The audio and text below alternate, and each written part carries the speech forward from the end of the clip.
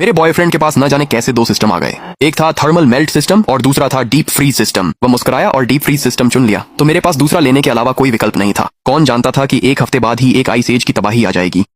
सभी लोग घरों में फंसे थे और खाना और गर्मी सबसे बड़ी समस्याएं बन गई थीं। थर्मल मेल्ट सिस्टम की मदद से मैंने हमारे बिल्डिंग को जमी हुई बर्फ से मुक्त किया और बर्फ में जमे खाने को पिघला दिया। बाद में अधिकारियों ने मेरी शक्ति का उपयोग शहर की ऊर्जा के लिए किया। जल्द ही मैं सबकी चहेती हीरो बन गई, पर मुझे उम्मीद नहीं थी कि मेरा बॉयफ्रेंड जलन में मुझसे इतनी नफरत करेगा। आइस एज खत्म होते ही उसने मुझे छत से नीचे धक्का दे दिया। हर किसी की पूजा पाने वाली जिंदगी अब मेरी बारी थी। जब मैंने अपनी आंखें खोली तो मुझे एहसास हुआ कि मैं उसी दिन फिर से जन्म ले चुकी हूँ जिस दिन हमने अपने सिस्टम चुने थे। इससे पहले कि मैं इसे पूरी तरह समझ पाती, मैंने अपने बॉयफ्रेंड को नाटक करते हुए सुना। वह कह रहा था, थर्मल मेल्ट सिस्टम सुनने में तो किसी बेकार चीज जैसा लगता है, डीप फ्रीज सिस्टम कहीं ज्यादा काम का है। क्या हाल ही में फ्रोजन ड्रिंक्स बहुत पॉपुलर नहीं हो गई? अच्छी चीजें तो मेरी गर्लफ्रेंड को ही मिलनी चाहिए। बिल्कुल, ये सुनकर मुझे पता चल गया कि वह भी फिर से जन्म ले चुका है। क्योंकि तुम्हें हीरो बनना इतना पसंद है और तुम सर्वनाश में सबसे ऊपर उठना चाहते हो, इसलिए मैं तुम्हें वह शानदार जीवन जीने दूंगा। मैंने हल्की सी मुस्कान के साथ सहर्ष स्वीकार कर लिया। फिर मैं डीप फ्रीज सिस्टम चुनूंगा। एक बार कोई सिस्टम स्थापित हो जाने के बाद उसे बदला नहीं जा सकता। आखिरकार मुझे थर्मल मेल्ट सिस्टम मिल गया। पहले मैं इसे स्टेक पर आजमा कर देख लेता हूँ। हाँ, ये शक्ति मेरी हुई। अब कौन मुझे चुनौती देगा? आइस एज में थर्मल मेल्ट सिस्टम वो खजाना था जिसके लिए हर गुट लड़ने को तैयार था। लेकिन जैसा कि कहावत है, बड़ी शक्ति के साथ बड़ी जिम्मेदारी भी आती है। उसे क्यों लगता था कि सुपर पावर मिलने का मतलब है कि कोई कीमत नहीं चुकानी पड़ेगी? जिस जगह हम रहते थे वह मेरे नाम पर किराए पर ली गई थी। मेरा बॉयफ्रेंड मेरे अपार्टमेंट में यह कहकर आ गया कि वह नौकरी ढूंढ रहा है और हमारी शादी के लिए पैसे बचा रहा है। इस बार मैंने उस जगह को छोड़कर कहीं और किराए पर घर लेने का फैसला किया। अब भी सर्वनाश आने में 7 दिन बाकी थे। मेरे पास काफी समय था। मैंने 58.com ऐप से शहर के पास एक ऐसी कॉलोनी ढूंढी जहां न स्कूल था न अस्पताल, और वह कब्रिस्तान के पास थी। फिर मैं गाड़ी चलाकर वहां पहुंची। बॉस, मैंने किराया भेज दिया है, कृपया चेक कर लें। ठीक है बिटिया, ये लो तुम्हारी चाबियां। जब तक मैंने जगह सेट की, पूरा दिन बीत चुका था। उस रात घर पहुंचते ही मेरा बॉयफ्रेंड मुझ पर शक करने लगा। आज छुट्टी थी, इतनी देर क्यों हुई? उफ, वही मेरा सिरदर्द मैनेजर। पता नहीं उसे क्या सूझी, लेकिन उसने मुझे वीकेंड पर भी ओवर टाइम करवा लिया। क्योंकि तुम इतनी निकम्मी हो तो ज्यादा सीखना तुम्हारे लिए अच्छा ही है। मैनेजर तुम्हारी बहुत कद्र करता है। तुम देर से आई इसलिए मैंने खाना नहीं बचाया। कुछ भी देख लो और जो भी है खा लो। मैं सोने जा रहा हूँ। पिछले जन्म में मैं सच में अंधी थी। मुझे बहुत पहले ही उसकी नकली शक्ल पहचान लेनी चाहिए थी। और इस जन्म में अब जब उसके पास थर्मल मेल्ट सिस्टम है, क्या वो नहीं चाहता कि दुनिया का अंत जल्दी आ जाए ताकि सब लोग उससे मिन्नतें करें और उसका फूला हुआ मसीहा वाला घमंड और बढ़े? अगली सुबह जल्दी मैं हमेशा की तरह अपने समय पर काम के लिए निकल गई। सबसे पहले मैंने अपने बॉस से 1 महीने की छुट्टी मांगी। फिर मैं सीधे मॉल के एक बड़े सुपरमार्केट गई और वहां जितने भी self heating hot pot, self heating meal, डिब्बा बंद खाना, सॉसेज और बोतल बंद पानी थे, सब खरीद लिए। मैंने टॉयलेट पेपर, कंबल, थर्मल कंबल और दूसरी रोजमर्रा की चीजें भी खरीदी। फिर अनाज और सब्जियां भी लादकर कई चक्कर लगाकर अपने नए घर पहुंचा दी।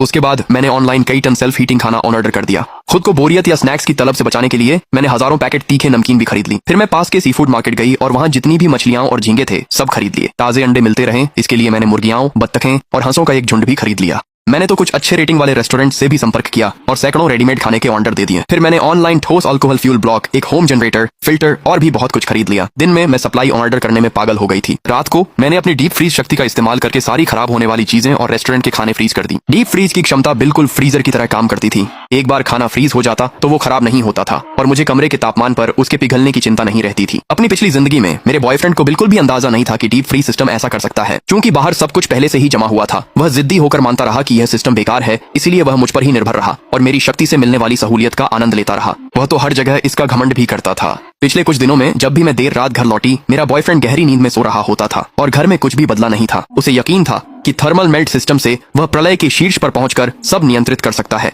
वह इस शक्ति से उच्च वर्ग में शामिल होकर सबको नियंत्रित करने के सपने देखता था। प्रलय के आने को लेकर उसकी उत्तेजना छुपाए नहीं छुप रही थी। जब मैंने दोबारा अपनी आंखें खोली तो मेरा बॉयफ्रेंड चुपचाप मेरे बिस्तर के पास खड़ा था। उसने भौहें चढ़ाकर कहा, इन पिछले कुछ दिनों में मैंने तुम्हें ज्यादा देखा नहीं है। मेरा दिल एक पल के लिए रुक सा गया। क्या इस लड़के ने कुछ महसूस कर लिया है? मैं अभी अपनी योजना उजागर नहीं करना चाहती थी। फिर अचानक उसकी आवाज नरम हो गई। तुम इतनी मेहनत कर रही हो, मैं देखता हूँ और मुझे दुख होता है। तुम कब मुझे इतना परेशान करना बंद करोगी? मैंने मन ही मन आंखें घुमा ली। ठीक है, अब भी वही बेवकूफ है। अगर तुम्हें सच में मेरे लिए बुरा लगता है तो तुम सच में कोई नौकरी क्यों नहीं ढूंढते? इसका क्या मतलब है? मुझ में क्या कमी है? तुम्हें तो बस अमीर लड़के पसंद है और तुम मुझे नीचा समझती हो, है ना? कभी भी किसी गरीब नौजवान को कम मत समझो। जिस दिन मैं अमीर हो जाऊंगा तब तुम देखोगी कि तुम्हारे बॉयफ्रेंड में कितनी काबिलियत है। ये देखकर मैंने सिर झुका लिया और उसे अनदेखा करते हुए अपनी शॉपिंग लिस्ट की बाकी योजना बनाती रही। मेरे चुप रहने पर उसे अपनी गलती का एहसास हुआ तो वह पास आकर खुशामद करने लगा। जानू, सैलरी मिली क्या? मुझे नए एलवी जूते चाहिए। लाओ वांग, और बाकी सबने ले लिए हैं। मुझे भी एक जोड़ी चाहिए। मुझे समझ नहीं आता था कि उसकी बुद्धि में क्या भरा है। महामारी आने वाली थी और उसे बस एलवी के जूतों की पड़ी थी। मैंने फिर से अपने पुराने आप को कोसा। मैं सच में अंधी थी, पैसे नहीं है। मैंने एक बैग और कपड़े खरीदे, सब हो गया। उसका चेहरा तुरंत उतर गया। मनचाही चीज न मिलने पर वह आदतन चुप हो गया। मेरे माफी मांगने के इंतजार में। फिर वह दरवाजा पटक कर चला गया।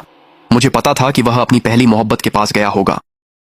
पिछले जन्म में जब महामारी शुरू हुई थी, उसे पता चला कि जियांग याओ देश लौट आई है और उसने मुझ पर जोर दिया कि मैं जाकर उसे बचाऊं। लेकिन महामारी में मैं खुद को भी मुश्किल से बचा पाई थी। थर्मल मेल्ट सिस्टम होने के बावजूद मैं सर्वशक्तिमान नहीं थी। आखिरकार जियांग याओ सर्दी नहीं झेल पाई और उसकी मौत के लिए उसने मुझे ही दोषी ठहराया। मुझसे और भी नाराज हो गया। इस जीवन में वह अपनी पहली मोहब्बत को खुद को साबित करेगा। मैंने उसे अक्सर दोस्तों से शिकायत करते सुना कि मैं बदसूरत, बूढ़ी और गरीब हूँ और बिना पैसों के वह मेरे साथ न रहता। क्या मजाक है। वह मेरी कम कमाई की शिकायत करता, फिर भी जो दिया वह ले लेता था। उसके दोस्त भी बीच में बोल पड़े, तेरी पहली मोहब्बत ही सबसे अच्छी है। जियांग याओ कितनी खूबसूरत है। बिल्कुल है। जियांग याओ तो मेरी देवी है। जियांग नान की क्या बराबरी। एक हंस है, दूसरी बदसूरत बत्तख। मैं होश में आई, फोन निकाला और उसे कॉल किया। उसने फोन उठाते ही चिल्लाया, मैं अब भी नाराज हूँ। सिर्फ एक कॉल से मैं तुम्हें माफ नहीं करूंगा। तुम क्या कह रही हो? कंपनी मुझे बिजनेस ट्रिप पर भेज रही है। मैं अगले हफ्ते तक वापस नहीं आऊंगी। उसके जवाब देने से पहले ही दूसरी तरफ से एक औरत की आवाज आई। कौन है? क्या वो वान वान दीदी हैं? उसकी आवाज अचानक अपराधी जैसी हो गई। वो बाकी सब पूछना छोड़कर जल्दी से बोला, ठीक है, काम पहले, जैसा तुम कहो। फिर कॉल व्यस्त टोन के साथ खत्म हो गई। जैसा कि उम्मीद थी, उसने मुझे प्रलय के बारे में कोई चेतावनी नहीं दी, लेकिन इससे कोई फर्क नहीं पड़ा। मेरा लक्ष्य पहले ही पूरा हो चुका था। मुझे बस इतना चाहिए था कि वह सोचे कि मैं बिजनेस ट्रिप पर गई हूँ और उससे बहुत दूर हूँ। फिर मैं अपने नए किराए के घर गई और चुपचाप प्रलय के आने का इंतजार करने लगी। मेरा बॉयफ्रेंड घमंड से भरा हुआ था कि थर्मल मेल्ट सिस्टम के साथ हर कोई उससे भीख मांगेगा और उसकी पूजा करेगा। उसने घर पर सिर्फ कुछ पैकेट इंस्टेंट नूडल्स और कुछ ड्रिंक्स ही तैयार किए थे। इसलिए मैंने फ्रिज में रखा सारा सामान और सारी जरूरी चीजें समेट ली। उसे खाने के लिए एक निवाला भी नहीं छोड़ा। सब कुछ लेकर जब मैं अपनी नई जगह पहुंची तो मैंने डीप फ्रीज सिस्टम का इस्तेमाल करके दरवाजे और खिड़कियां अच्छी तरह सील कर दी। मैंने दरवाजे को जमा दिया ताकि कोई अंदर घुस न सके। मैंने खिड़कियों को जमा दिया क्योंकि जब बर्फीली प्रलय आएगी तो बहुत से लोगों की खिड़कियां ठंड से फट जाएंगी। एक पूरे दिन की व्यवस्था के बाद मेरा नया किराए का घर असल में एक मजबूत प्रलय शरण स्थल बन चुका था। मैंने यह जगह इसलिए चुनी थी क्योंकि अपनी पिछली जिंदगी में जब मेरी प्रणाली से शहर को बिजली मिलती थी तो यह इलाका उस कवरेज जोन में आता था। यह जगह पूरे दिन गर्मी और बिजली नहीं दे सकती थी, लेकिन हर 2 दिन में 1 घंटे के लिए बिजली आती थी, जो मेरे निजी जनरेटर के लिए काफी थी।